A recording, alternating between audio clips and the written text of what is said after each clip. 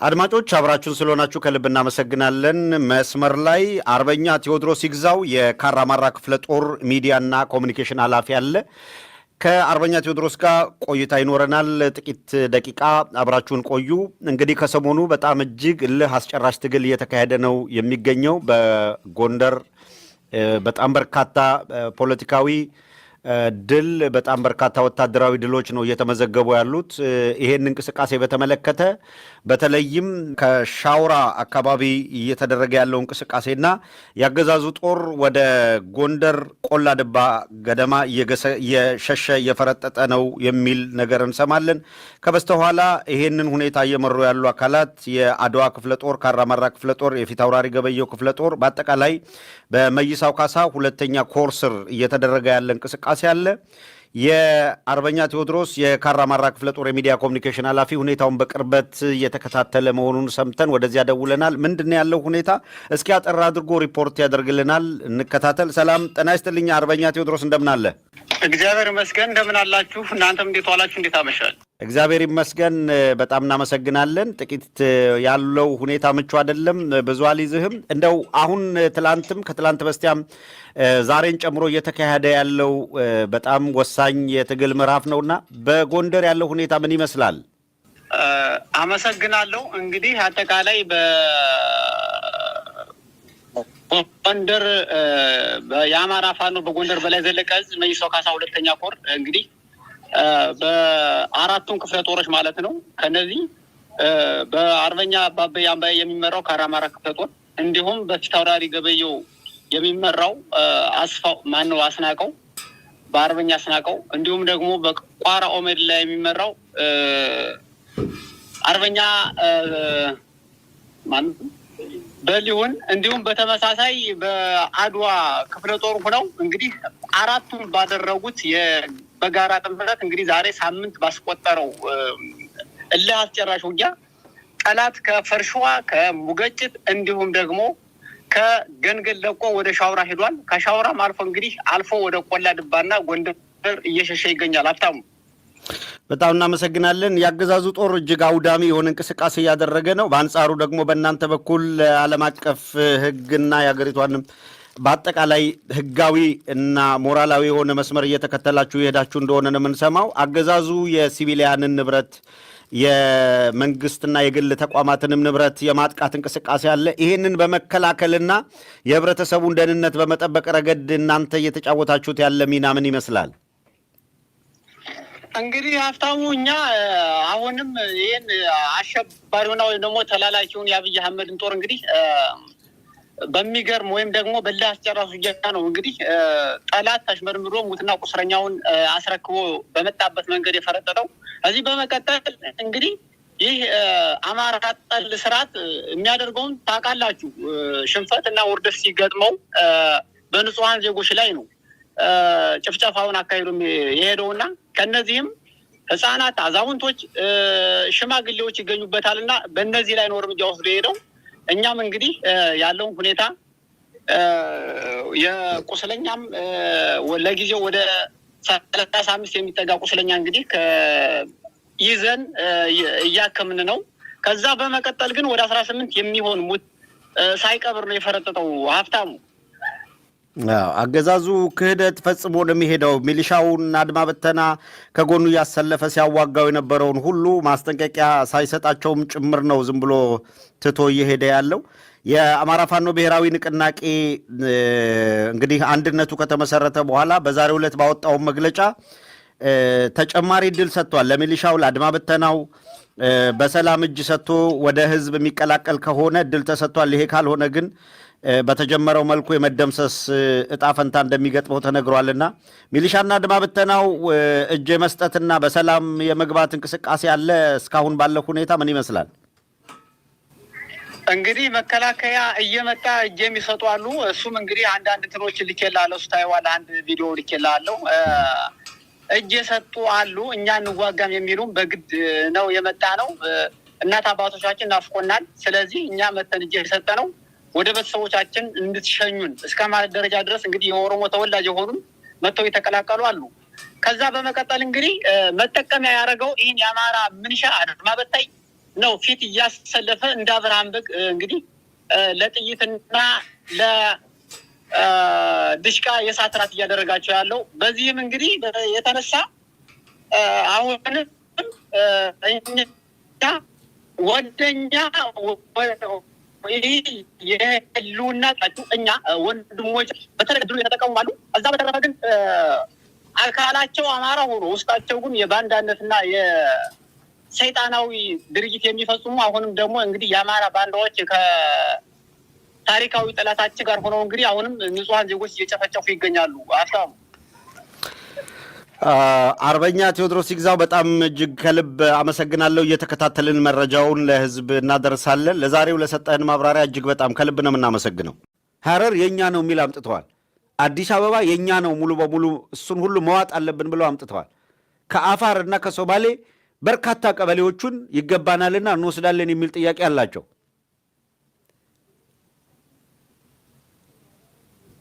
ሸዋን፣ አጣዬን፣ ካራቆሬን ደጋግመን እንደምንለው እነ ጀዋሃን አውድመው ሲያበቁ ደብረ ብርሃንን ብቻ ለአማራ እንተውለታለን በሚል ዘመቻ እያደረጉ ነው ያሉት። ስፋት ያላቸው ታጣቂ ኃይሎቻቸውንም በዚሁ ዙሪያ አደራጅተው ሲያበቁ በለስ ቀናን ባሉበት ጊዜ ክፍተት ተፈጥሯል ባሉት ጊዜ ሁላ እየገቡ ወረዳዎቹን የሚያነዱ የአማራውን ንብረት የሚያቃጥሉ፣ የሚገሉ፣ የሚዘርፉ ኃይሎች አደራጅተው እንደ ጅብራ በየጊዜው ስምሪት እየሰጡ እንደሚገኙ ይታወቃል። ቤት አማራ ወሎን ሰሜን ኦሮሚያ የሚል ካርታ አስቀምጠው እስከ አሰብ እንሻገራለን የሚል እንቅስቃሴ ነው የሚያደርጉት።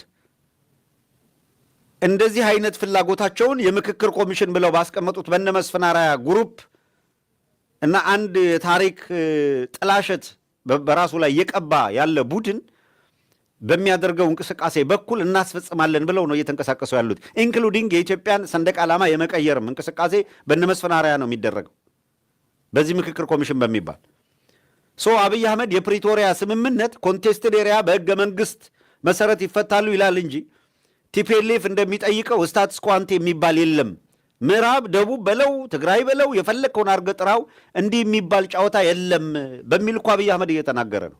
በግድ መግለጫ በማውጣትና በለቅሶ የሚፈታ የለም። ዳትስ ዋይ ደጋግመን ያልነው አሁን ባለው ሁኔታ እንደ ህዝብ እንደ ክልልም በየትኛውም ቦታ ላይ ኤግዚስት ማድረግ የማይቻልበት ሁኔታ እየተፈጠረ ነው። የኦህዴድ አደገኛ ፍላጎት ሁሉንም የማፍረስና የመዋጥ እንቅስቃሴ ነው። እንኳን ከትግራይ አዲግራትን አዲጋራ ገለመሌ እያሉ መጥራት ኤርትራ ተሻግረው ባረንቱን ስሙ ኦሮምኛ ነው ወደሚል ተሸጋግረዋል። እነዚህ ሰዎች እየፈጠሩ ያሉት አደገኛ ሁኔታ ነው። በመላ አገሪቱ መኖር የማይቻልበት ሁኔታ ተፈጥሯል። ሁሉም አንገት የሚደፋበት ሁኔታ ተፈጥሯል። የአገሪቷ ኢኮኖሚ ቁልቁል እየሄደ ነው። በራስ ጥረት ጥቂትም ቢሆን ጥሪት ያላቸው ሀብት ያፈሩ አካላት ትግሬ በመሆናቸው ወይም አማራ በመሆናቸው ሀብታቸውን እየተቀሙ ለድህነት ተዳርገዋል። ይሄንንም የኦህዴድ አገዛዝ በድብቅ ሳይሆን በይፋ ከህገወጥ ድህነት ወደ ህጋዊ ድህነት አሸጋገርናችሁ እያሉ እየዛቱ ነው ይሄንን የሚያደርጉት። ደጋግመን ተናገረ። አውዳሚ ጦርነት አድርገው ትግራይ ከዚህ በኋላ ፋይዳ የሌላት አብይ አህመድ ከተወለደባት በሻሻ የማትለይ የኢኮኖሚም የፖለቲካም የስበት ማዕከል መሆን የማትችል ናት ብሎ እንዳይነሱ አድርገን አድቅቀናቸዋል፣ ከዚህ በኋላ አያሳስብም ብሎ የወጣው አብይ አህመድ 4 ኪሎን ከተቆጣጠረ በኋላ ለሌላ ጦርነት እየተዘጋጀ ደብረ ጽዮን ወልቃይት ሰሊጥ ለመብላት ያለቅሳል። ጠርቶ ወቅቶ አንድ ጆንያ ቁጭ አድርጎ ማብላትና ጉዱን ማየት ነበረ። ይሄንን ጠዋት ማታ ሰሊጥ ይናፍቀዋል። ምንድነው አሁን የተለየ? የእውነት ለመናገር እንደተባለው ና ግባና ይሄንን ሰሊጥ ብላ ቢባል የትግራይን የፖለቲካ ሁኔታና አሰላለፍ የሚቀይር ነው? ቲፒኤልኤፍ እኮ ህጋዊ ድርጅት አይደለም ተብሎ ከምርጫ ቦርድ የተሰረዘ ነው። ከምርጫ ቦርድ ህገወጥ ድርጅትም አይደለም ተብሎ የተሰረዘና በማንኛውም ጊዜ ጦርነት ከፍቶ ከያለበት ጭዳ አረገዋለሁ ብሎ በኮምቦ የከባድ መሳሪያ እያመላለሰ ያለን አካል ትቶ ከአማራ ጋር ስለሚኖረው ግብግብ ያስባል። እንዲህ ያለ ድንቁርና አሁን ፖለቲካ ሊባል ይችላል? አትሊስት በዚህ ወቅት አገዛዙ እየሄደበት ያለው አውዳሚ እንቅስቃሴ፣ ሰራዊት በማስጠጋት እየሄደበት ያለው ሁናቴ፣ ለጦርነት ለአውዳሚ ጦርነት እየተጓዘበት ያለው መንገድ መልእክት ነው እያስተላለፈ ያለው። በነገራችን ላይ ደብረታቦርን እንደ ካርቱም በአየር ኃይል ደብድቦ ያሳየው ለነ ደብረጽዮን መቀሌን ምን እንደሚያደርግ የነገራቸው ነው። አክሱምና አድዋ ላይ ምን እንደሚፈጽም መልእክት እያስተላለፈላቸው ነው። በነገራችን ላይ ደብረታቦርን በዚህ መንገድ መትቻለሁ ያለ ነው። አትሊስት ሚኒመም ከ20 በላይ የድሮን ጥቃቶች በ24 ሰዓት ውስጥ ከ20 በላይ እነዚህ መድፍ ሞርተር እየተተኮሱ የሲቪሊያንን ቤት ተቋም ያወደሙበት መንገድ ሳይጨምር የድሮን ጥቃቱን ብቻ ነው እያነሳን ያለን። እንዲህ ያለው አውዳሚ እንቅስቃሴ ባለፉት 3-4 ቀናት በኦሮሚያ ምን እየተካሄደ ነው የቆየው? በአንዳንድ ቀጠናዎች ላይ መብራት አጥፍተው የስልክ ኮኔክሽን አጥፍተው ምን አይነት አውዳሚ እንቅስቃሴ ጅምላ ጨራሽ እንቅስቃሴ ሲያደርጉ እንደነበረ ይታወቃል። ይሄ ቡድን እየሄደበት ያለው መንገድ ሌጂቲሜሲ አለኝ ለማለትና በምርጫ አሸንፍ ያለው ለማለት እላይታች እያለ ባለበት በዚህ ወቅት ደብረ ጽዮን የሰሊጥ ገንፎ አምሮት እላይታች ይላል። ሁልጊዜ ተመሳሳይ ነገር፣ ሁልጊዜ ተመሳሳይ ለቅሶ፣ ተመሳሳይ አጀንዳ፣ መልሱም ተመሳሳይ። ሰው አትሊስት አገዛዙ በነዳጅ እንዳይደርስ በማድረግ ረገድ፣ ሰብል እንዳይሄድ በማድረግ ረገድ፣ ባንኮች አገልግሎት እንዳይሰጡ በማድረግ ረገድ ከዚህ በፊት ጊዜያዊ አስተዳደሩም ሌሎቹም ሲሉት እንደነበረው እያደረጋቸው ያለው ወታደራዊ እንቅስቃሴዎች በሙሉ ስለ ጥሰት ሲያነሱ እንኳን ከፓርቲነት እውቅና ሰርዞ አጠቃላይ ሂደቱን ያደረገውን ድርድር አይደለም ያሉት። በስምምነቱ ላይ የሌለ ነገር ከሚጠቅሱ ስምምነቱ ላይ ያለ ቢያንስ ስምምነት ብለው ባዘጋጁት ሰነድ ላይ ስለ ኮንቴስትድ ኤሪያ በሕገ መንግሥት ይፈታል የሚለው አትሊስት አንዱ በሌላኛው ላይ ነገሮች ኤስኬሌት እንዲያደርጉ የሚያደርግ በንግግርም በምንም እንዳይካሄድ የሚል ነው አደለ ክልከላው። አትሊስት እሱን ለምንድማ እንዳያደርጉም ነበር። ትልቅ ኢሹ ማድረግ ከነበረባቸው ለጦርነት ራሱን እያዘጋጀ ነው። ድርድር ከተካሄደ በኋላ በአጠቃላይ እንደ ተቋም የተደራደረውን አካል እውቅና ነፈግ ያለው ሰርዣለሁ ብሎ ለውጊያ እየተዘጋጀ ነው ማለት እኮ ውጊያውን ከማን በኩል ገፊ ምክንያት ተፈጥሮበት እንደመጣ ለማሳየት ከበቂ በላይ ነው። ይሄንን ተከትሎ እየተባባሱ የመጡ ነገሮችን በመጥቀስ ከአጎራባች ጋር ያለውን ግንኙነት ጤናማ ማድረግ ይጠይቅ ነበር። እንደምታውቁት ከኤርትራ ጋር ያለውን ሁኔታ ሲያለቅሱበት ነበር አይደል? አንድ ቀን እነ ደብረ ጽዮን ስለ አልጀርስ ስምምነት ስለ ባድመ ጉዳይ አንስተው አያውቁ። እንዳውም ጨርሶ የኤርትራ ወታደር እዚህ ጋር አለ እዛ ጋር አለ የሚል ለቅሷቸውን ኮምፕሊትሊ ትተውታል። የለም ያለቅሶ የለም። አሁን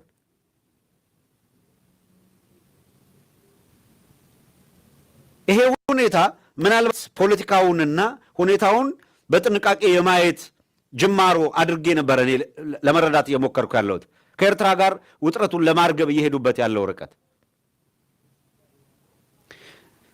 የተፈናቃዮች ወደ ቦታ አለመመለስን በተመለከተ በማንኛውም ጊዜ ለምሳሌ ከራያ ከ40 ሺህ በላይ አማራ ተፈናቅሎ ቆቦ የሰፈረ የባለፈው ዙር አሁን ከሁለተኛው ዙር ባሻገር ሰው እነሱ በኃይል ስለተቆጣጠሩት እዛ ተፈናቅሎ ያለ አካል ወደ ቀየው መመለስ አልቻለም።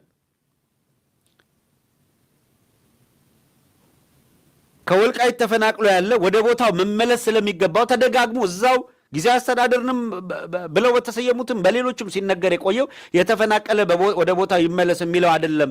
አከራካሪ እሱ አይደለም ተነግሯል። አይ ከነሱ ጋር እኛ መተን አስተዳደር መመስረት አለብን ሲሉ ደግሞ በኃይል ተቆጣጥራችሁት የነበረውን በኃይል ለቃቸዋል። ኑና ግቡና የእኛ ማንነት ይቅር ብሎ የሚለቅላቸው አማራ የለም። ይሄ ተነገራቸው። አጠቃላይ የሀገሪቷን ውስብስብ ችግር የፈጠረው የኦህዴድ አገዛዝ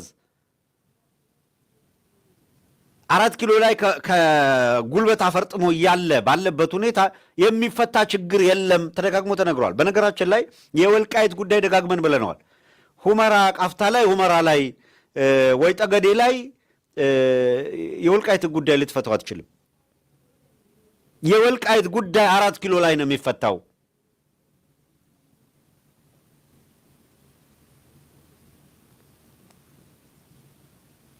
በየዕለቱ ጨፍልቆ ለዘላለም ቀና እንዳትል ሊያደርግህ የሚችልበትን መሳሪያ በአገሪቷ ስም እየተበደረ እያተለተለ እያስገባ ያለ አውዳሚ ኃይል 4 ኪሎ አስቀምጠህ በድንበር ትወዛገባለህ።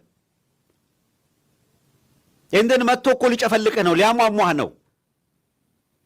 በየዕለቱ የመሬት ታስታጥቀዋለች።